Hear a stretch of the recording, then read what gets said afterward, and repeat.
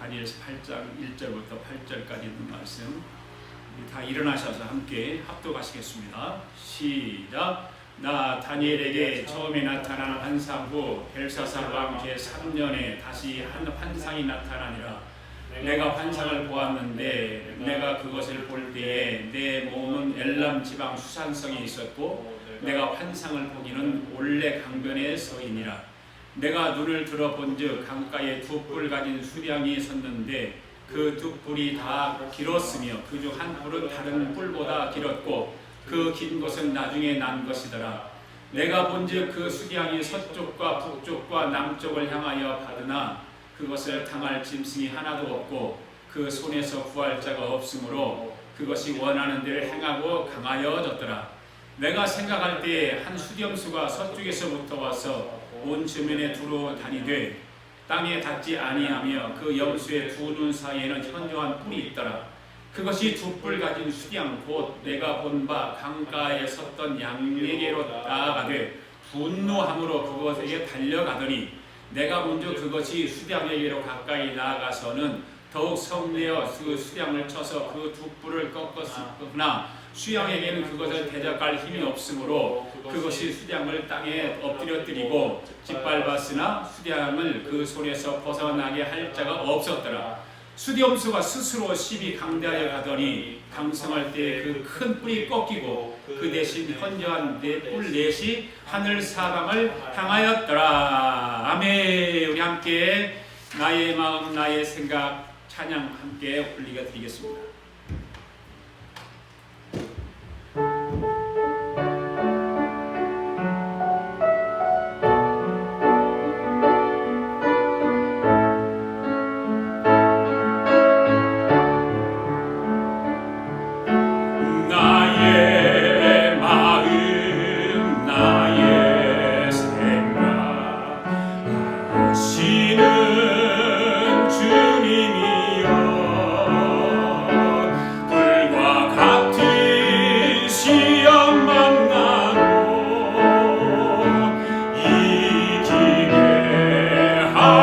주시고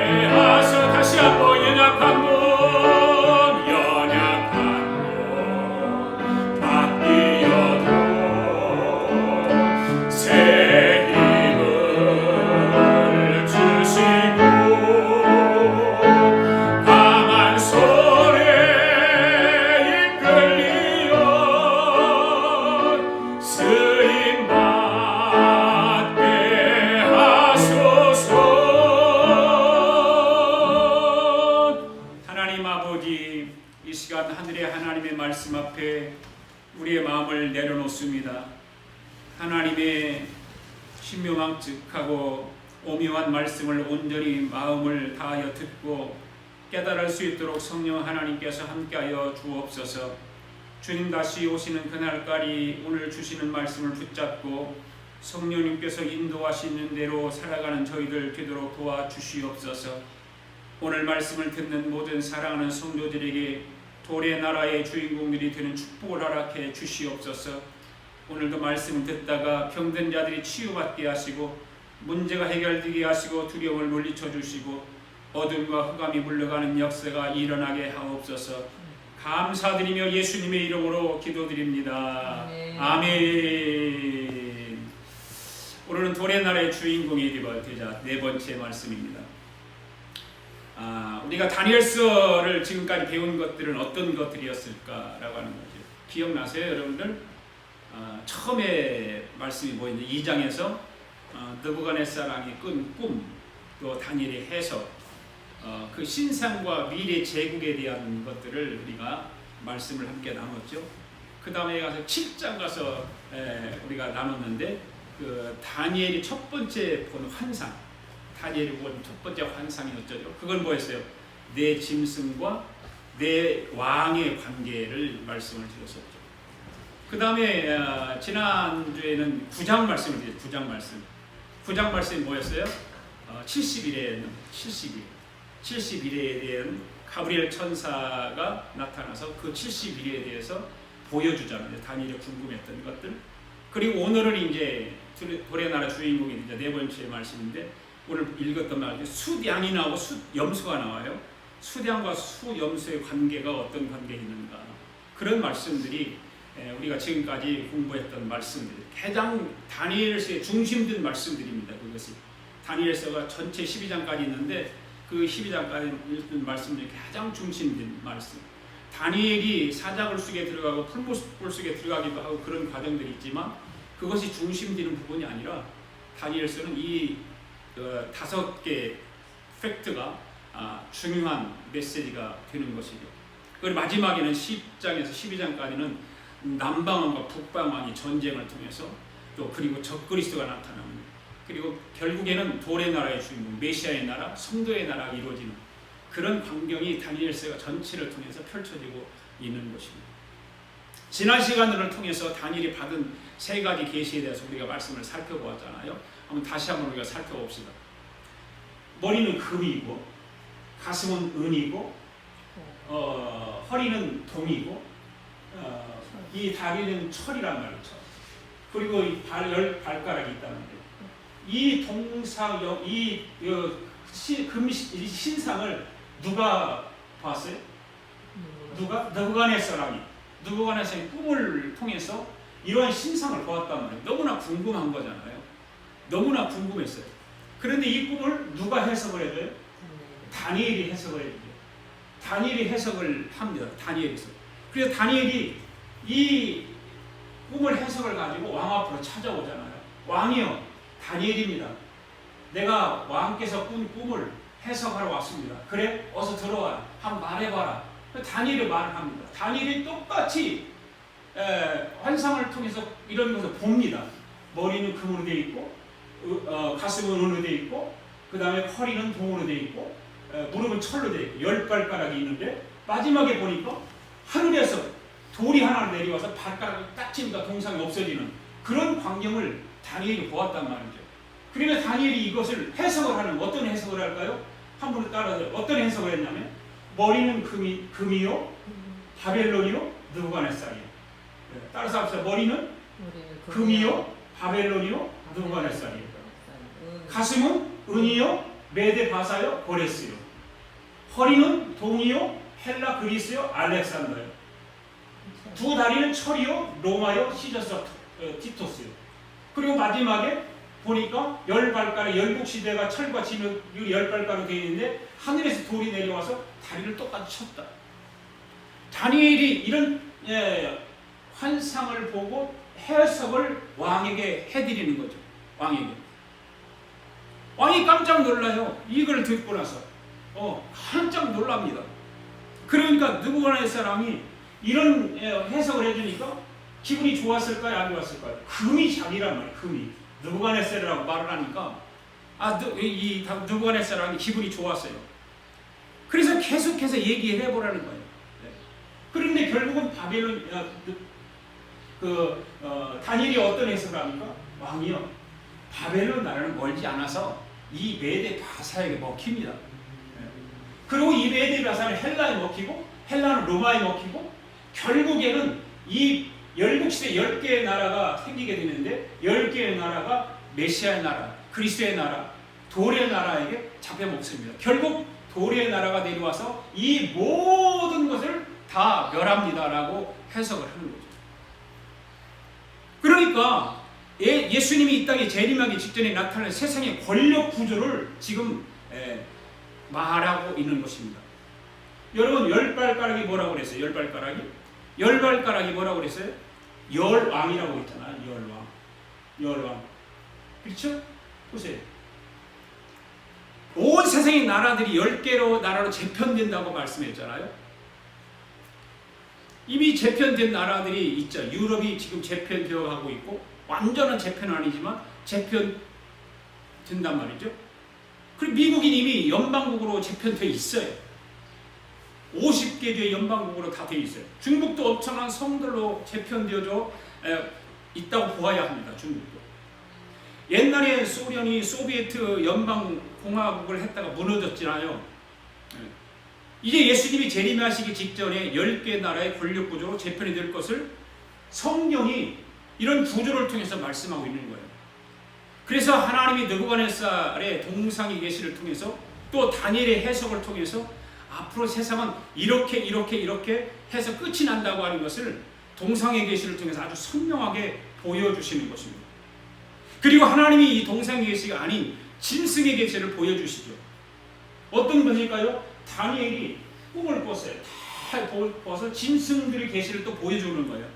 그런데 이번에는 느부갓네살 꿈을 보여주는 것이 아니라 다니엘에게 직접적으로 꿈을 보여주면서 이런 짐승의 계시를 보여주는 거예요. 네 가지의 짐승을 보여주는 거죠.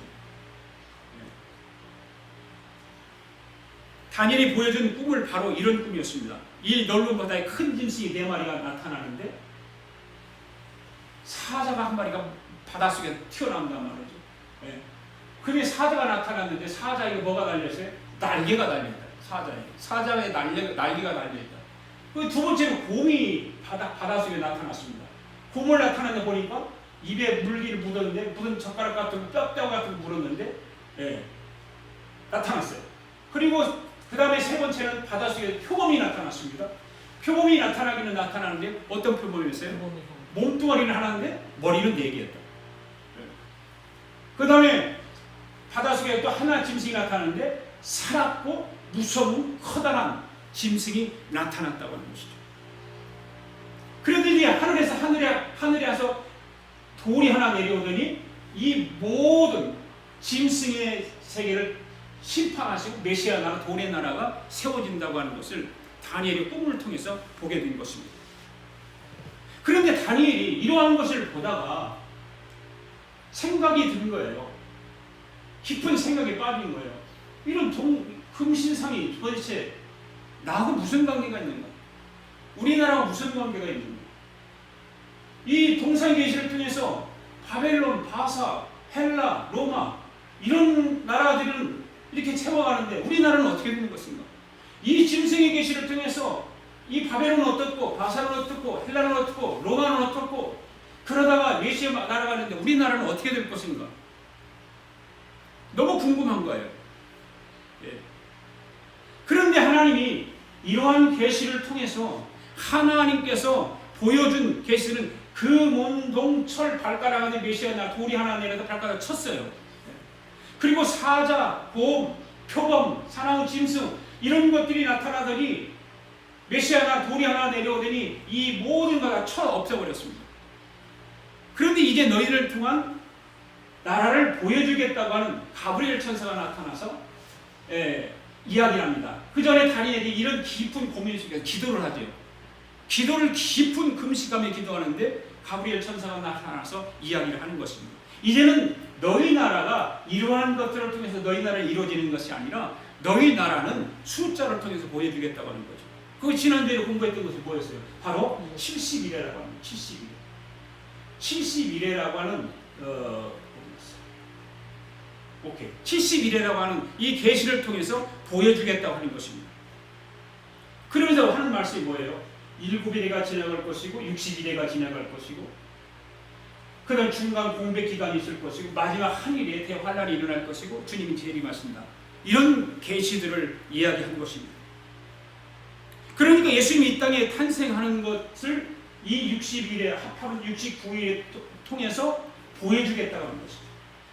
정확하게 이 71회의 계시를 통해서 예루살렘 성이 중건되고 예루살렘이 중건되면서 또 아닥다스다 왕이 중건 명령을 내리고 고레스가 명령을 내리고 성이 중건되고 광장 거리가 세워지고 이런 것들. 그 다음에 왕의 기름을 받고 예수님의 초림과 예수님의 십자가 죽으심이 69일의 안에 다 이루어집니다. 그것이 몇 년이었어요? 483년 안에 다 이루어지는 것이죠. 그럼 마지막으로 몇 일회가 남았어요? 한일회가 남았다. 그렇다면 이 한일은 어떻게 되었는가 하는 것입니다. 한일.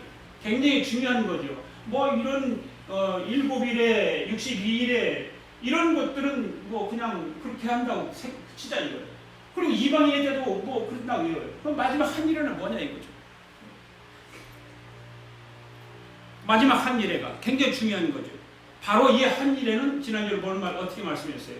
하나님이 요한계시록에 나오는 7년 대환란을 이루기 위해서 다니엘서에서 어디로 옮겨갔다?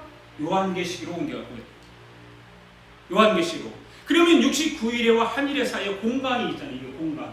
이 공간은 무슨 때? 이방인의 때라. 이방인의 때.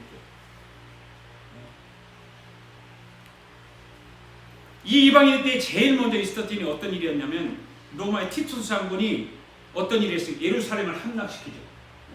예루살렘을 그냥 성이 무너뜨려지고 성수가 무너지고 홍수에 휩쓸리고 황폐할 것이고. 그러니까 이방인의 때는 얼마 동안인지 모르지만 하나님의 때가 되면 남은 한 일에 7년 대환란이 다가온다. 이게 지금 우리가 이때 살아간다. 이방인의 때 지금 우리의 삶이 이때지 않아요. 그런데 이 남은 한 일에 7년 대환란이 언제 우리 앞에 닥칠지 우리는 몰라. 아무도 몰라요. 알 수가 없어요. 네. 때와 기한은 누가 얘기했다? 아버지의 뜻에 있다. 아버지에게 있다. 아버지만이 아십니다.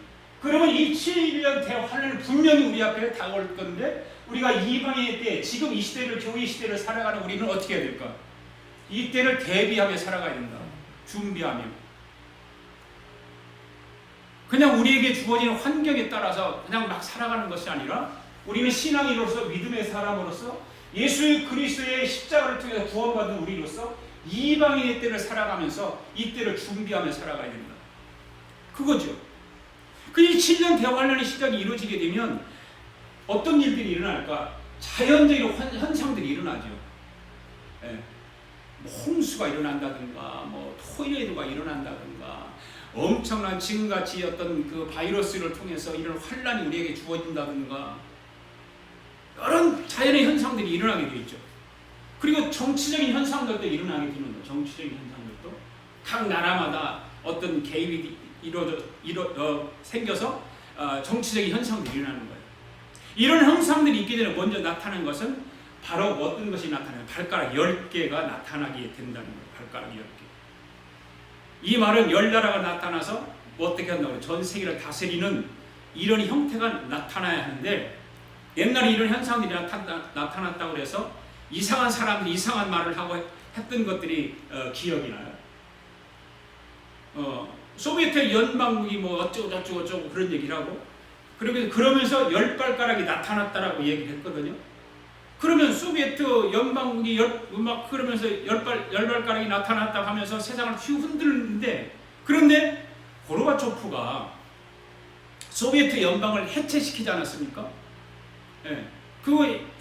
고르바초프가 소비에트 연방을 해체시킨 게 만든 장군이 누굴까요? 미국의 레이건 대통령이에요. 레이건 대통령이 고르바초프를 잘 설득해가지고 이 소비에트 연방국을 해체시켜버린 거예요.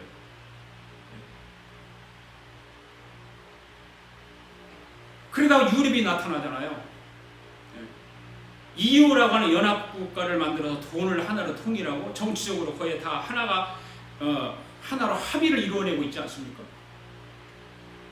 이 일에 대해서 조인규 목사님이 이런 것을 강하게 말씀한 적이 있어요.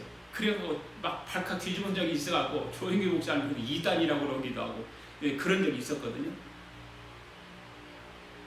지금은 우리가 지지난주 5월 말경에 기사가 났던 거예요.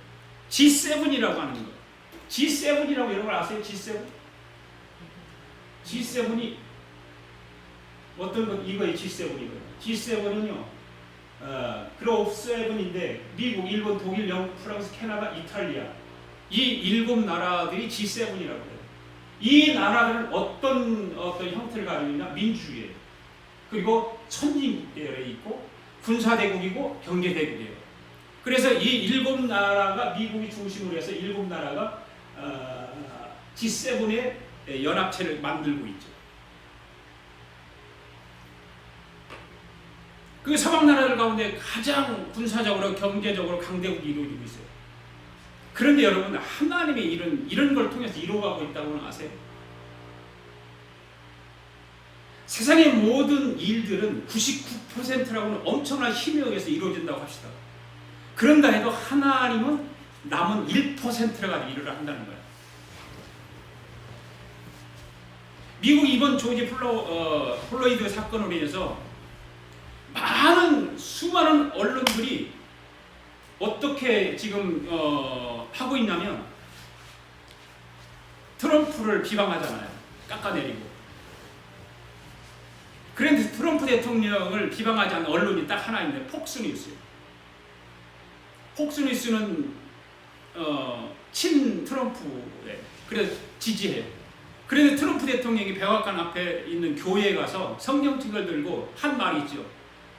성경책은 이것은 나의 횃불이다라고 그렇게 말을 했죠. 그러니까 막 민주당이 벌떼같이 드러나고 난리가 났어요. 그러니까 민주당의 하원 의장인 낸시 펠로시가 의회를 해서 성경을 읽어요. 성경을 그 사람 성경을 읽거든요. 근데 뉴욕 주지사가 그 광경을 보고 나서 시편 23편을 읽으면서 낸시 펠로시에게 당신은 성경을 읽는 것은 되는데 왜 대통령이 성경을 읽는 것은 안 되냐고 따지는 거예요. 여러분 하나님은 99% 모든 언론이 미국의 대통령을 공격을 하고 끌어내리려고 하고 하지만 제가 볼 때는 그런 것 같아요. 하나님의 1%가 트럼프를 붙들고 있다. 저는 그렇게 보거든요. 세상 사람들은 99%를 따라가요. 그래서. 그런데 우리 그리스도인들은 하나님이 일하시는 1%를 붙들어야 됩니다. 이것이 진리다. 이해가 안 가죠. 사람들은요. 바보라고 그러죠. 왜 99%를 따라가야지 뭐 가능성이 없는 그 1%를 붙들고 살아가냐고 그렇게 말들 하죠.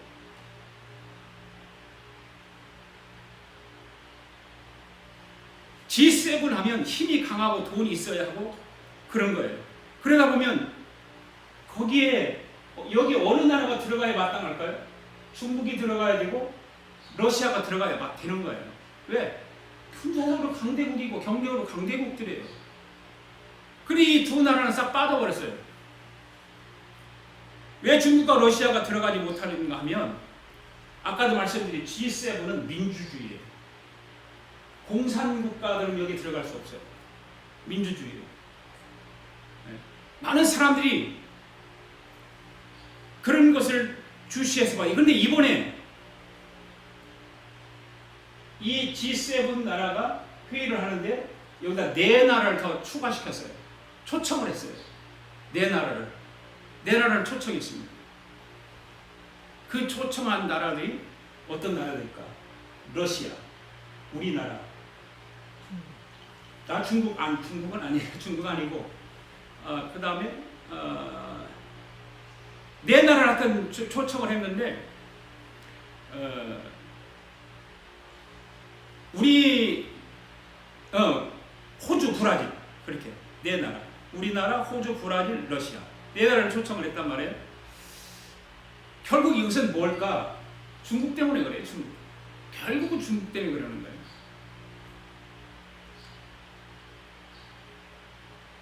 그래 캐나다가 중국을 러시아를 부른다고 해서 머뭇거리고 있고, 머뭇거리고 있어요. 그 러시아도 집어넣는데 러시아도 참석을 할지 안 할지 자기들이 생각을 해보겠다. 서류를 좀 더 보내봐라. 이런 요구를 하고, 그러던 중에 독일이 문제가 생긴 거예요. 독일이 러시아를 부른다고 화가 나서 코로나를 핑계를 삼아가지고 자기들은 참석 안 하게 빠지겠다고 통보를 한 거예요. 그리고 미국 트럼프가 어떻게 했을까요? 그래? 화가 나가지고 독일 나라에 미군이 3만 5천 명이 주둔합니다. 3만 5천 명이 주둔하는데 1만 명을 빼서 어디로 보내냐? 폴란드로 보내버려요.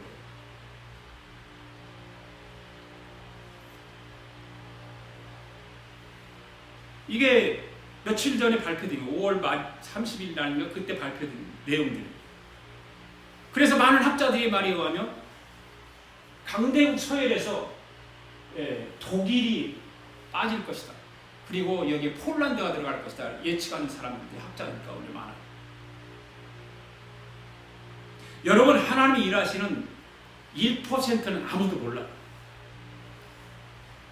지금까지 우리가 다니엘서를 보면 동상의 계시, 짐승의 계시, 70일의 계시를 통해서 우리가 공부를 하면서 결국 마지막에는 1% 메시아의 나라가 세상을 지배하는 거야. 온 세상. 동상의 나라도 짐승의 나라도 70일에도 세상은 99%예요. 다 힘에 의해서, 경제력에 의해서. 그러나 하나님은 1%를 가지고 일하신다는 거죠. 우리 앞에 놓이는 이 미래의 나라도 세상 사람들 99%가 믿지 않는다고 할지라도 오늘 저와 여러분들은 하나님이 하시는 이 1% 미래의 나라에 대해서 꿈을 꾸며 기다리는 큰 믿음을 가진 성도들 되기를 바랍니다. 우리 앞에 어떠한 10개의 나라가 나타나게 될지, 우리가 죽은 뒤에 10개의 나라가 나타나게 될는지 모르지만 10개가 나타나는 것은 분명하거든요. 사실이거든요. 그 중에 11번째 뿔이 나타나서 새 뿔을 완전히 자기 편으로 만들어가지고 나머지 7나라를 연방의 손에 쥐고 통치를 하게 될 것이다라는 거죠. 그 짐승의 계시를 통해서 우리에게 보여주는 거예요. 그러나 마지막에는 하늘에서 커다란 하나의 돌이 내려와서 이 모든 적그리스도를 물리치고 돌의 나라, 즉 메시아 나라, 성도의 나라를 세울 것이다. 아멘. 그러니까 다니엘이 지금까지 본 모든 계시들은 마지막에는 어떤 나라? 돌의 나라, 메시아의 나라, 성도의 나라가 이루어집니다. 그것을 설명하기 위해서 다니엘서를 통해서 우리에게 오늘 보여주고 있는 것입니다. 오늘 저와 여러분들은 돌의 나라 주인공들이 되기 위하여 준비하라고 보여주고 있는 것입니다. 아멘. 오늘 우리 아가페 교회 성도들은 이 말씀을 듣고 나서 주님이 이 땅에 오실 때 메시아의 나라의, 돌의 나라의, 성도의 나라의 주인공들이 될 수 있기를 바랍니다. 따라서 합시다. 우리 모두 돌의 나라의 주인공이 됩시다. 우리 모두 돌의 나라의 주인공이 됩시다. 아멘. 이 땅에서도 주인공들이 되기를 원하지만 더 중요한 것은 이 땅의 주인공보다 돌의 나라의 주인공이 되는 것을 더욱 사모하는 성도들이 되기를 바랍니다. 그래서 영의 눈이, 그러려면 우리 영의 눈이 열려야 돼요. 생각의 눈이 열려야 됩니다. 할렐루야. 네. 여러분들이 아무리 좋은 말씀을 들어도 생활 속에서 그 말씀이 실천되지 않으면 그 좋은 말씀이 아무 소용이 없는 거잖아요. 아멘. 네. 귀만 우리가 확장되어 가는 거예요. 생각만 넓어지는 거예요. 아무리 여러분 스스로가 믿음이 좋고 신앙이 좋고 능력이 있다 해도 생활 속에서 그 믿음이, 신앙이 묻어나지 않으면 소리나는 꽹과리가 되고 만다. 저는 다니엘서의 말씀을 강론을 하면서 우리 아가페교회 성도들이 이 말씀을 듣고 얼마나 뜨거운 열정이 일어나고 있을까 생각을 해봅니다. 저도 역시 마찬가지. 우리는 어떤 기적이 일어나기를 바라고 삶을 살아갑니다. 그러나 기적이 일어나기 전에 나의 신앙의 상태는 어떠한가를 살펴보아야 합니다. 할렐루야. 아멘. 모세를 보세요. 모세가 홍해를 가르는 기적을 나타날 때 것만 우리는 보고 있잖아요. 그러나 그 홍해를 가르기 이전에 모세의 삶을 보자는 거죠. 어떤 삶을 살았는가. 다윗도 마찬가지요. 세상 사람들이 보는 것과 하늘의 하나님이 보는 것과 다르다고 하는 거예요. 그런데 우리는 세상 사람들이 보는 그 눈길에 우리는 쏠려간다가 말이에요. 하나님이 보는 것은 아무 관계없이 살아가는 삶이 아닌가요? 우리 아가페교회 성도들에게는 하나님의 촛대가 옮겨지기를 원합니다. 우리 성도들에게 옮겨지기를 원합니다. 하나님의 촛대가 여러분들에게 옮겨지기만 하면 여러분들의 삶은 부러울 것이 없는 삶을 살게 될 줄 믿습니다. 아멘. 그리고 그러기 위해서는 통로가 만들어져야 되잖아요. 통로. 내가 하나님께 나가는 통로. 하나님이 나에게 역사하는 통로. 이 통로가 연결되어야 됩니다. 그 통로는 지금 나에게 있는 것은 그것을 최선을 다하는 거죠. 내가 신앙생활로서 믿음의 사람으로서 교회 직분자로서 최선을 다할 때 통로는 만들어지는 거예요. 여러분들이 이렇게 좋은 말씀을 들으면서도 혼자만 들을 것이 아니라 어떻게든지 누구라도 한 사람 데리고 와서 같이 들으려고 애씀도 있어야 돼요. 네. 우리 주님이 후회하지 않도록 하는 성도들이 되기를 바랍니다. 이런 계시들이 다니엘이 받아. 다니엘은 최선을 다해서 사명을 감당했습니다. 바벨론의 메디아 페르시아에 잡혀 먹을 때 고레스와 아닥사스다로부터 자기 나라를 독립시킨 위대한 일을 다니엘이 이뤄내지 않았습니까? 그렇잖아요. 여러분에게 하나님 말씀이 들려지거든 그 일을 이루어내야 하는 것입니다. 하나님으로부터 말씀을 받았는데도 그 일을 이루어내지 못하면 아무 소용이 없는 것입니다. 우리 다 같이 따라서 한번 해봅시다. 돌의 나라의 주인공들이 됩시다. 돌의 나라의 주인공들이 됩시다. 아멘. 할렐루야. 오늘 우리가 함께 읽었던 다니엘서 8장에 있는 말씀은 잘 읽어오면 새로운 말씀이 아니에요. 지금까지 우리가 살펴보았던 계시들을 하나씩 잘라서 부분적으로 하나님 보여주시는 말씀이 오늘 8장의 말씀이에요. 계시를 받을 당시에는 나라는 다니엘이 계시 받을 당시에 그 나라는 어떤 나라였죠? 바벨론이었잖아요. 이 바벨론 나라가 워낙 강대했어요. 저를 완벽하게 사람들이 볼 때는 완벽한 나라였어요. 성을 몇 겹으로 쌓아서 적이 침투하지 못하고 그 강대해진 나라 주변에 작은 나라인 메디아와 바사 나라가 있었잖아요. 그런데 이 메디아와 바사가 바벨론을 쳐부수는 것은 인간의 생각으로 99%의 생각으로는 불가능해요. 그런데 하나님이 이루시고자 하는 1%가 이루는 거예요. 오늘 8장은 수량과 숫염소의 이야기입니다. 8장에 나타난 첫 번째 계신 1절의 말씀을 보면 이 계시의 말씀이 무슨 말씀입니까? 어떤 말씀입니까? 한번 읽어볼까요? 1절부터 3절까지 시작. 나 다니엘에게 처음에 나타난 환상 후 벨사사마 3년에 다시 한 환상이 나타나니라. 내가 환상을 보았는데 내가 그것을 볼 때 내 몸을 엘람 지방 수산성이 있었고 내가 환상을 보기에 울레 강변에 서니라.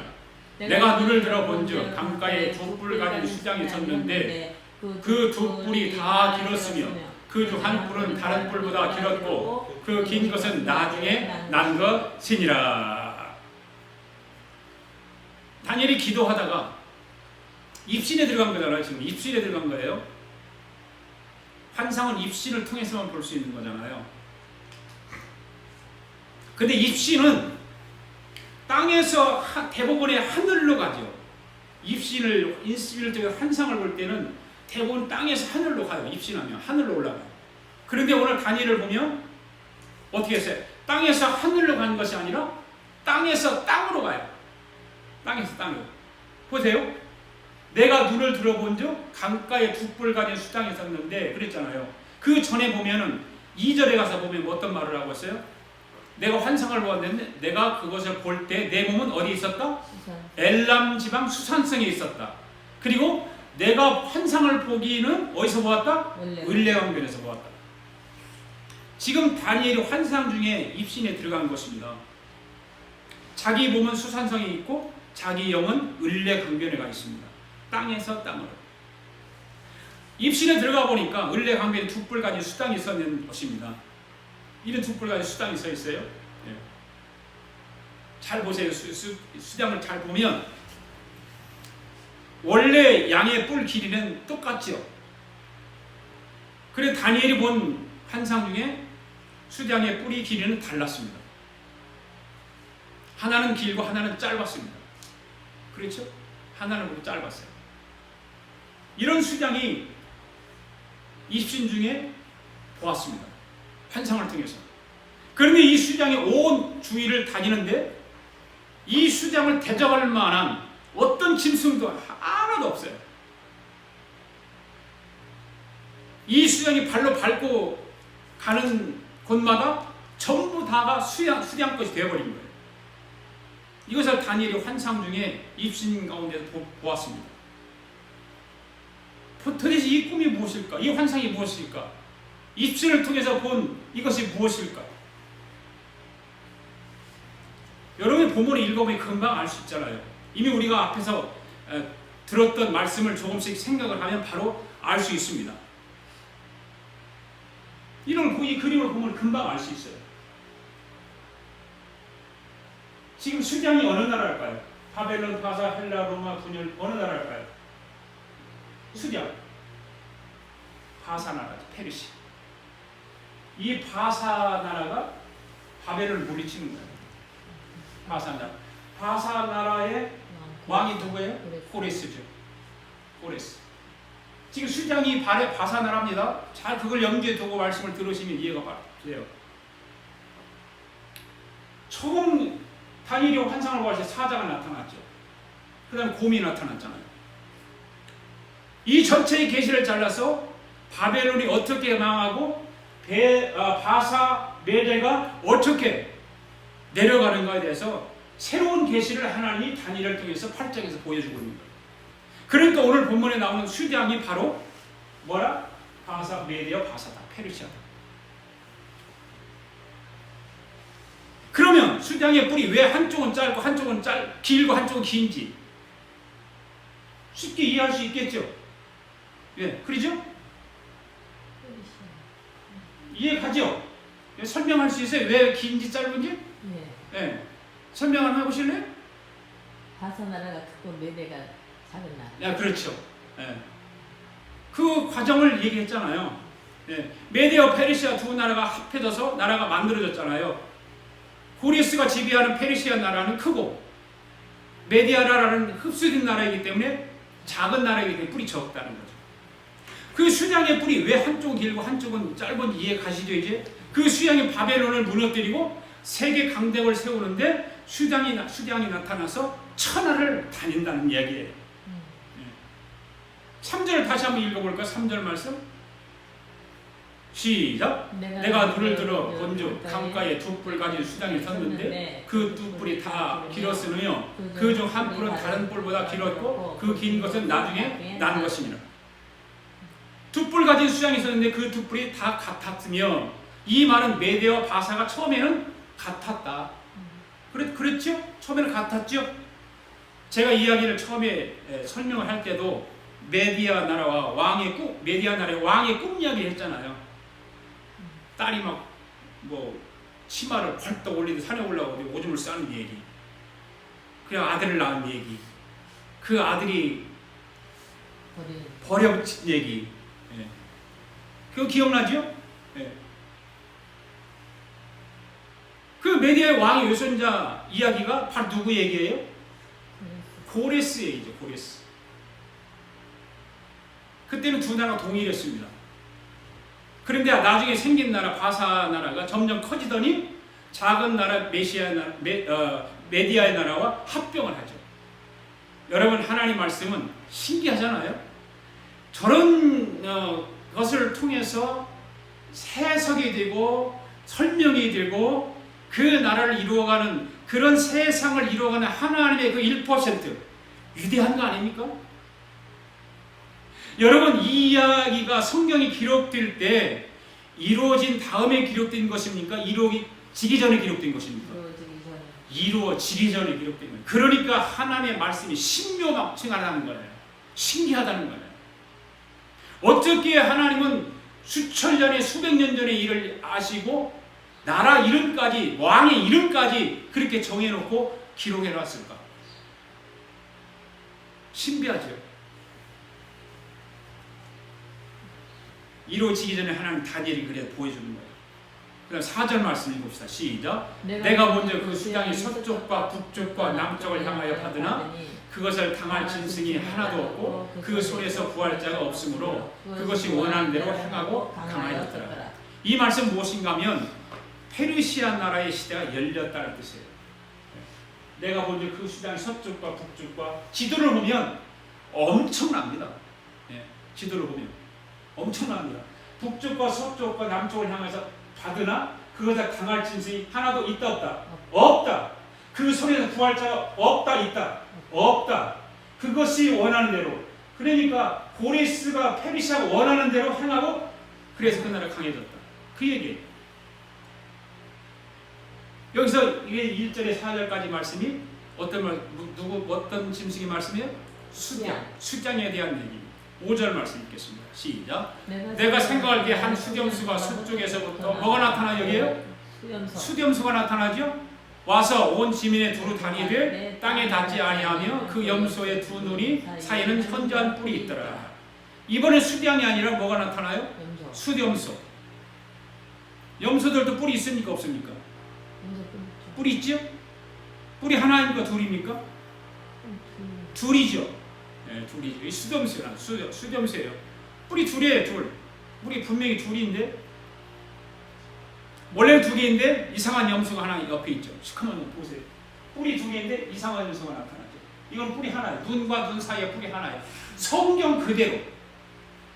성경 그대로. 5절 말씀 그대로. 이런 염소 보았나요? 없어요. 이런 염소는 난 보지를 못했어요.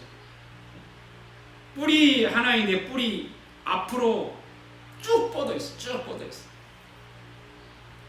그런데 이 뿔이 하나 달린 염소가 쏜살같이 달려가더니 어떤 일을 해요? 달려가더니 탁 하다가 뿔이 뚝 부러져 버렸어. 네. 그런데 이상하게도 이 뿔이 잘라지더니 옆에 있던 작은 뿔 4개가 생겨. 네. 이렇게 말씀을 드렸으면 바로 알아차렸을 것이다 생각이 들어요. 자, 6절, 7절 말씀 한번 읽어봅시다. 시작. 그것이 두 뿔 가진 수양 곧 내가 본 바 강가에 섰던 양에게로 나아가되 분노한 힘으로 그에게로 달려가더니 내가 본즉 그것이 수장에게로 가까이 나아가서는 더욱 성내어 그 수장을 쳐서 그 두 뿔을 꺾으나 수장에게는 그것을 대적할 힘이 없으므로 그것이 수장 땅에 엎드려뜨리고 짓밟았으나 수장을 그 손에 벗어나게 할 자가 없었더라. 아멘. 자, 보세요. 되게 받는 거예요. 뿔 하나 가진 이 염소가 양을 되게 받는 것입니다. 6절, 7절 말씀 지금 이야기한 대로 그대로. 이 메데 페르시아가 앞에 나라 바벨론을 무너뜨리고 천하를 통일했습니다. 그게 염소의 염소. 이 수염소가 나타나지. 그리고 이제 염소가 나타나더니 이 양을 친단 말이에요. 이걸 한번 수장을 어디 나눠요?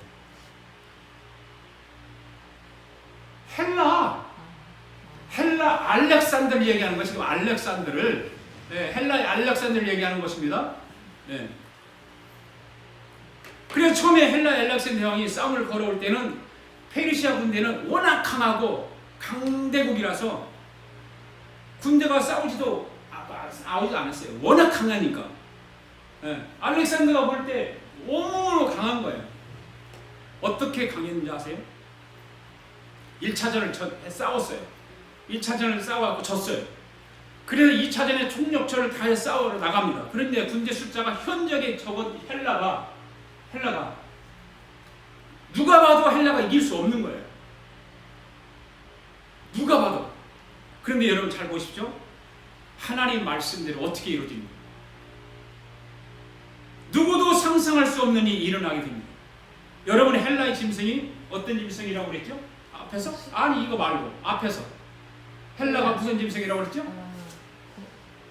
고음 다음에 뭐였어요? 표범. 머리는 하나인데 머리는 4개. 몸뚱아리 하나인데 머리는 4개. 표범은 짐승 중에서 제일 느리다 빠르다? 제일 빠르다. 알렉산드로 얘기하는 거예요. 그것도. 잘 그리 매체에 생각해보면 금방 이해가요. 누구도 상상할 수 없는 일들이 일어나요. 두 눈만 보이게 하고 완전 무장을 하고 어느 나라가? 페르시아. 그 무장을 하는데 철갑옷으로 무장을 하는데 완전 눈만 동그라니 보이고 머리이고 온 몸뚱이 철갑옷으로 다 무장을 해요. 그리고 방패를 들고 있죠. 창을 들고 있죠. 그리고 무장을 하고 있어요. 겹겹이 쌓여 있는 거예요. 겹겹이 쌓여 있어요. 그런데 그렇게 무거운 철갑옷을 입고 서 있으면 그 무더운 나라에서 어떻게 움직여? 움직일 수가 없는 거예요.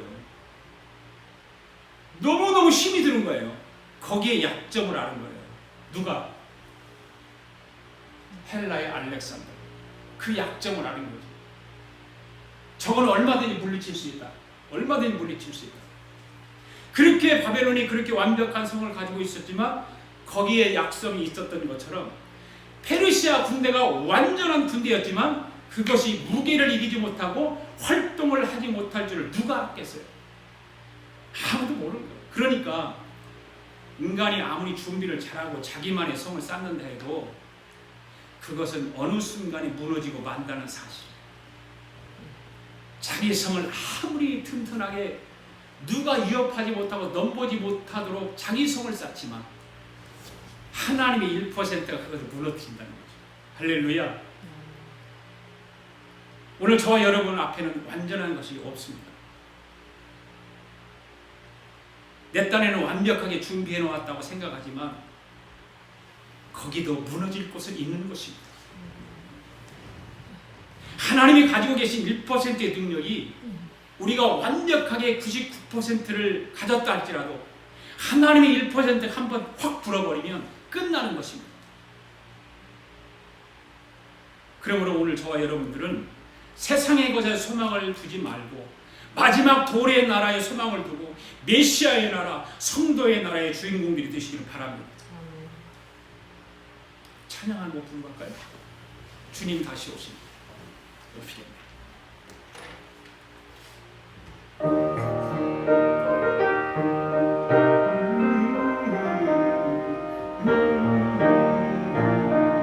주님 다시 오시겠네. 주님 다시 오시네. 곧 오시겠네. 깊은 잠을 깨어나 나팔 불며 오시는 신랑 예수님 어서 맞으러 가자. 크고 놀라운 불같은 그 날이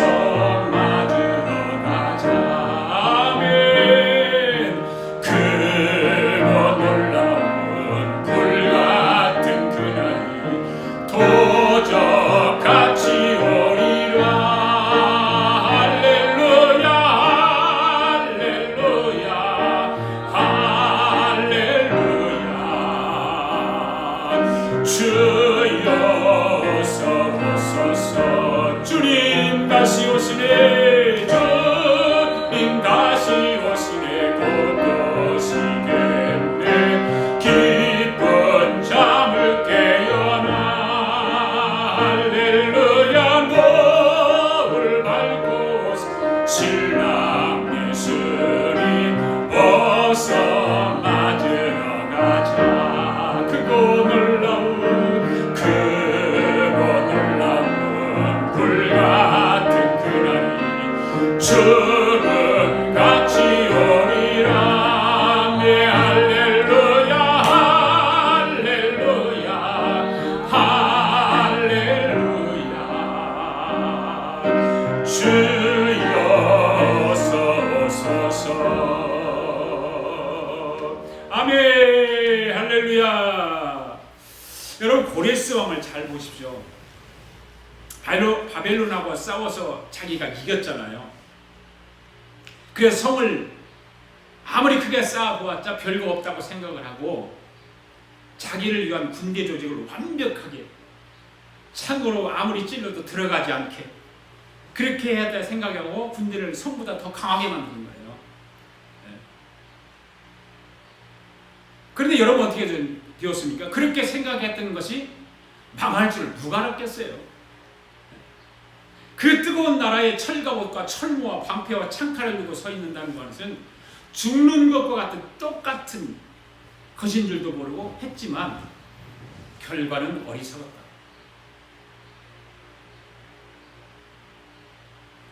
오늘 저와 여러분이 하고 있는 일들은 어떤 것들인가요? 지금 여러분들이 생각하고 있는 것들이 여러분의 인생을 행복하게 만들어주지 못한다고 하는 것은 이 다니엘서를 통해서 깨닫게 되기를 바랍니다.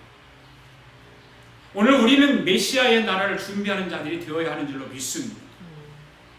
보십시오. 헬라의 알렉산더 대왕을 보십시오. 앞에 바벨론이 망하는 것을 보고 페르시아가 망하는 것을 보았습니다. 이 뿔이 하나 달린 염소가 뭘 표하는 걸까요? 알렉산더가 표범이라고 그랬잖아요. 표범이 빠르다 느리다? 빠르다. 바로 이 하나 뿔 달린 하나 염소는 속도절을 얘기하는 거예요. 속도절. 이 뿔 하나 달린 수염소가 속도전을 통해 세계를 제패합니다. 당시에 이 페르시아 제국, 헬라 제국과 전쟁은 세계 전쟁 역사상 가장 1차, 2차 전쟁보다 더 강했던 그런 전쟁이에요. 어마어마한 전쟁. 역사 이거는 역사 공부하면 다 나와 이거는. 그래서 서쪽과 북쪽과 남쪽을 다 점령을 합니다. 다 점령을 합니다. 그래서 다 점령을 하고 나서 어디 다시 또 점령할 곳이 없을까 찾다가 동쪽을 보잖아. 동쪽이 어디예요? 인도.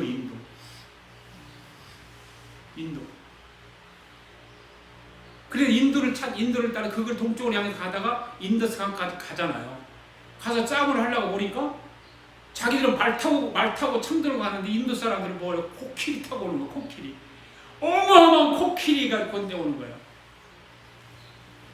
그러니까 알렉산더가 하도 기가 차고 그래서 그곳을 아무리 찾아봐도 별 가치가 없어 보여. 그리고 참모들하고 의논해가지고 돌아가자 그냥. 여기 뭐 별 볼 일 없다 이 나라. 그러니까 알렉산더가 참모들하고 얘기가 돌아섭니다. 그러면서 하는 말이 알렉산더가 이제는 싸울 곳이 없어요. 서쪽, 남쪽, 북쪽을 다 차지하고 동쪽까지 갔는데 동쪽이 별 볼 일 없어. 그러니까 할 일이 없어. 재미가 없어. 그 신이여 나는 앞으로 무슨 재미로 삽니까? 전쟁하는 재미로 살았는데 나는 전쟁하는 재미로 사는데 하면서 그냥 통곡을 하고 울었대잖아요. 그런 다음에 자기 나라에 들어와서 자기를 위한 왕궁을 꾸미고 세계를 다스릴 수 있는 총독부와 지휘를 만들어서 살아보려고 가는데 눈에도 보이지 않는 미세한 세균이 알렉산더 속에서 들어가 버려요. 그래가지고 알렉산더 대왕이 자기 집에 돌아가지도 못하고 자기가 타고 온 마차 위에서 떨어져 죽어요. 아무리 인간이 자기 성을 구축하고 완벽하게 쌓았다 할지라도, 그리고 나는 그렇게 하지 않겠다고 인간의 방법으로만 계획을 세운다 할지라도 하나님의 계획 앞에 그것은 무너진다는 거죠. 우리는 깊이 생각해 볼 필요가 있어요. 신앙인으로서, 인생을 살아가는 사람으로서. 이것을 사람들은 뭐라고 할까요? 인생이라고. 인생은 다 그런 거야. 그거야. 인생은 다 그렇고 그런 거야. 알렉산더가 그 보이지 않는 세균 때문에 누가 죽을 줄 알았겠어요?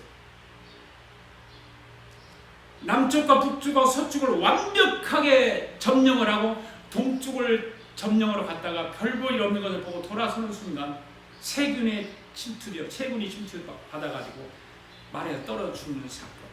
이건 누가 이렇게 될 줄 알았어요? 그런데 이렇게 알렉산더 대왕이 갑자기 죽고 나니까 그 밑에 충성하던 장군 4명의 싸움이 붙은 거예요. 이 장군 이게 4명이에요. 이 4명이요. 네, 4명. 꿀 4개. 그래가지고 4명이 싸움 붙었는데, 그렇게 강하고 재빠른 수렴수의 뿔이 꺾여버리니까 이런 일이 생기는 거죠. 알렉산더가 몇 살에 죽은 줄 아세요? 33세 죽어요. 예수님하고 똑같은 생일에 죽어요. 젊은 나이에 죽잖아요. 그 요절한 후에 그의 휘하 4명의 장군들이 헬라 제국을 4 왕조로 분할을 하는 거죠. 이렇게 톨레미, 니시마쿠스, 안티오코스, 셀루쿠스, 카산도, 이런 사람들로 하여금 4 제국이 다시 세워지는 거죠. 이들이 한 왕을 섬기던 사람들입니다. 더 이상 싸우지 말자고 해서, 그래서 나라를 4세로 갈라가지고 가졌다고 하는 것은 그 일이 이루어지기 전에 하나님께서 벌써 말씀하셨다는 거죠. 신기하잖아요. 예. 어떻게 하나님이 이걸 알고 하나님이 다 이 말씀하시고 기록했을까요? 이런 걸 알고도, 성경을 알고 역사를 알고 성경을 알면서 이런 거를 믿지 못하고 한다고 하는 건 어리석은 사람들이란 거예요.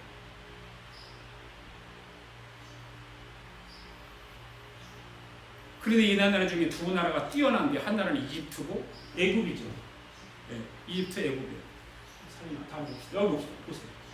이 나라들, 이 네 나라를 그 4왕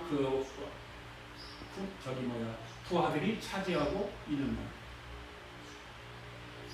여기 이집트, 여기가 이집트 톨레미 왕국. 톨레미는 유명합니다. 이 사람은 톨레미 장군으로 유명해요.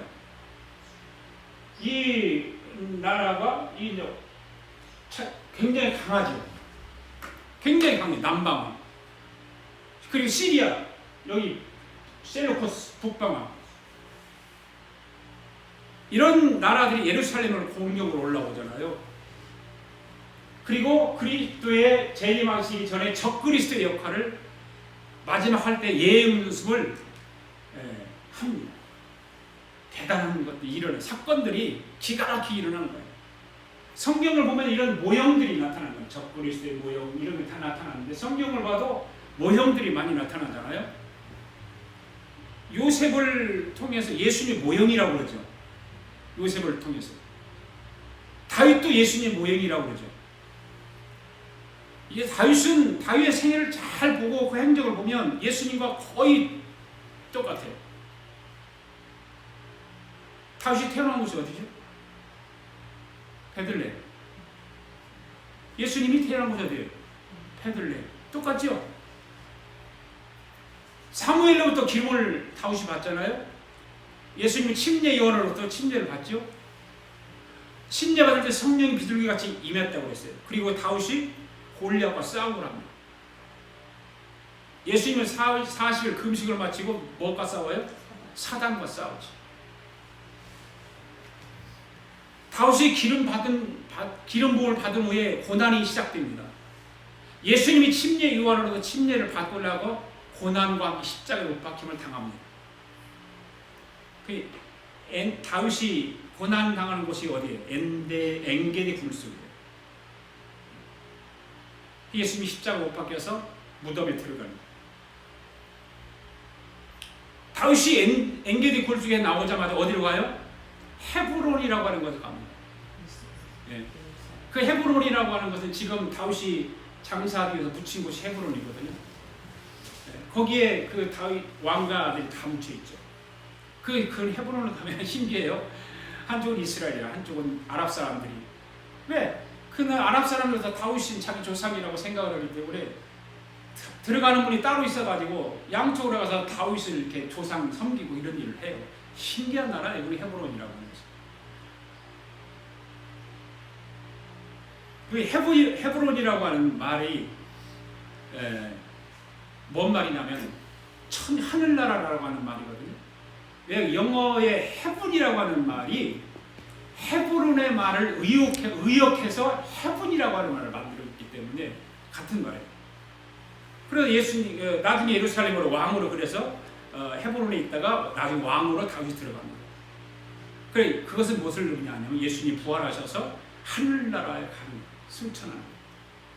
그리고 다시 오실 때는 성도들을 부활시켜서 주님이 공중에서 7년째 공중 혼인잔치가 있을 것이다. 그리고 다윗이 예루살렘 왕으로 즉위식을 하듯이 우리 예수님도 새 예루살렘의 왕으로 이 땅에 재림하신다. 거의 그 다윗을 깊이 연구를 하면 예수님과 깊은 연관이 있는 것을 발견하게 되죠.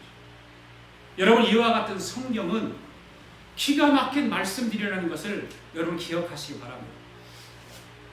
자, 하나님 말씀 또 읽어봅시다. 19절 20절 시작. 이르되 진노하시는 때가 마친 후에 된 일을 내가 알게 하리니 이 환상은 정한 때 끝에 관한 것입니다.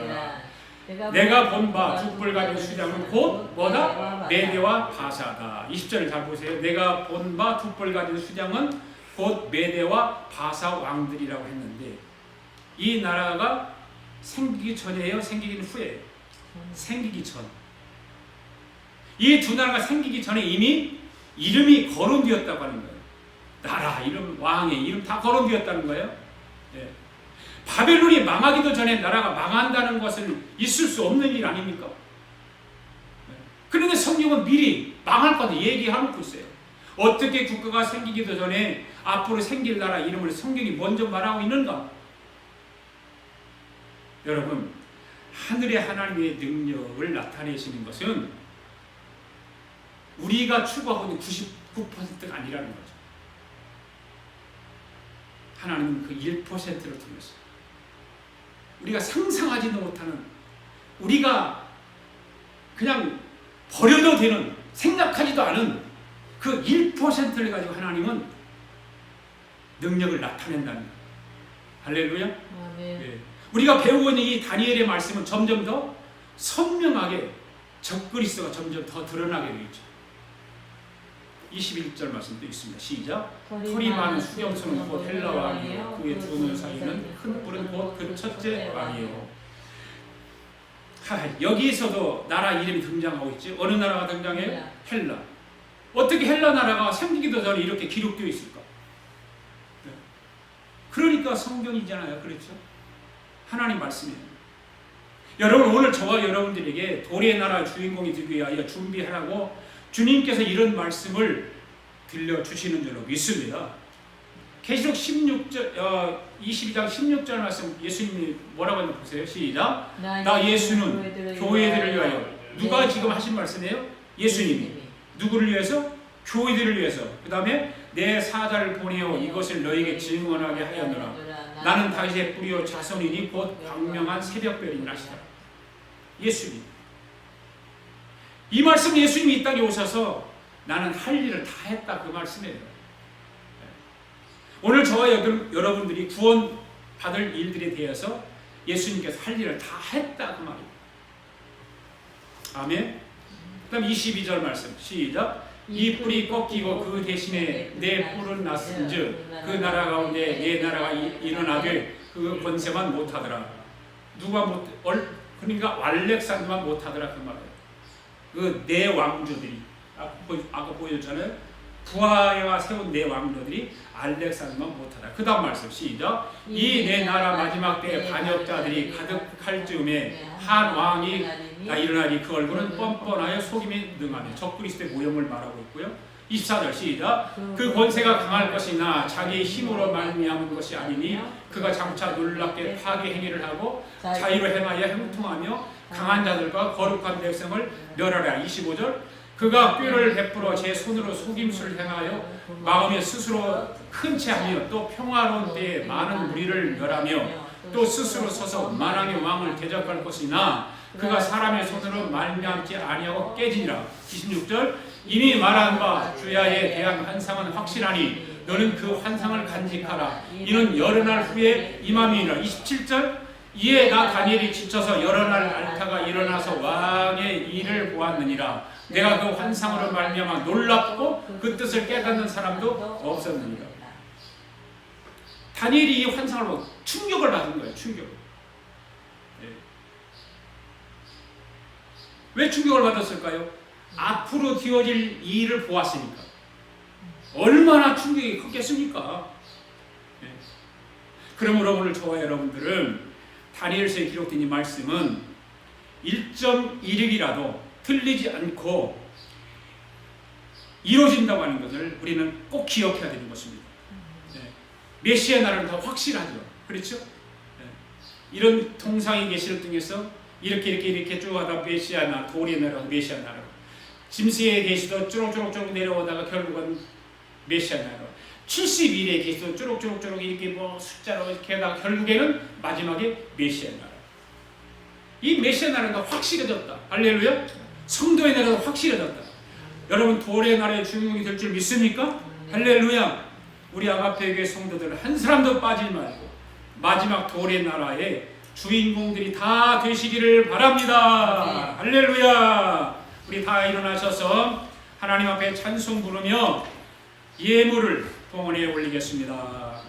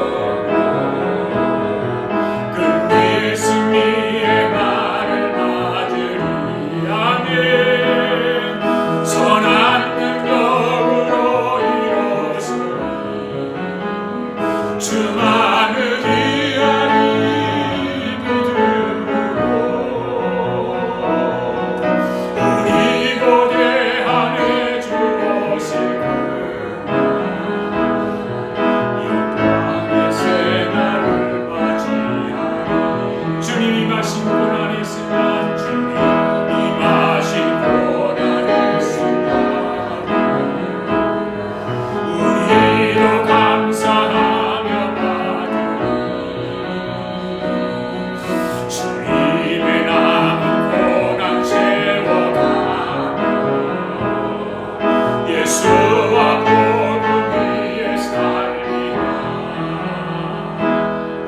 선한 능력으로 일어서리. 아멘. 주만을 위하리 믿음. 아멘. 우리 고대 안에 주어시구나. 이새 날을 맞이하리. 선한 능력으로 선한 능력으로 일어서리. 주만을 위하리 믿음으로. 할렐루야. 우리 고대 안에 주어시구나. 영광의 새날을 맞이 영광의 새날을 맞이하리. 영광의 새날을 맞이 영광의 새날을 맞이하리. 영광의 새날을 맞이하리. 하나님 아버지 감사합니다. 오늘도 귀한 말씀 들려주셨습니다. 오늘도 하나님 말씀 붙들고 메시아의 나라, 돌의 나라, 성도의 나라의 주인공인들이 되기 위하여 준비하며 살아가는 이 한 주간 되기를 소망하고 기도합니다. 하나님, 사랑하는 성도들의 삶이 복되게 하여 주시고 믿음으로 온전히 하늘나라의 소망을 두며 살아갈 수 있도록 인도하여 주시옵소서. 오늘도 하나님 앞에 예비하며 귀한 예물을 봉헌에 올렸습니다. 주님, 이 예물 받아 주옵소서. 하늘의 신령한 복으로 이 땅의 기름진 복으로 충만케 하여 주시옵소서. 아버지 하나님 뜻이 이루어지게 하여 주시옵소서. 하나님의 나라를 세우는 일에 오병이어의 기적들이 나타나게 하여 주시옵소서. 하나님, 우리 박선희 원사님 수술 잘 마치게 하시고 하나님의 회복이 빠른 속도로 이루어지게 하신 하나님 감사합니다. 온전하게 회복이 이루어져서 참으로 죽도록 하나님 나라를 위해서 헌신하는 여정이 되도록 하나님 축복하시고 인도하여 주시옵소서. 성도들의 가정마다 주의 은혜를 가득 채워 주시기를 원합니다.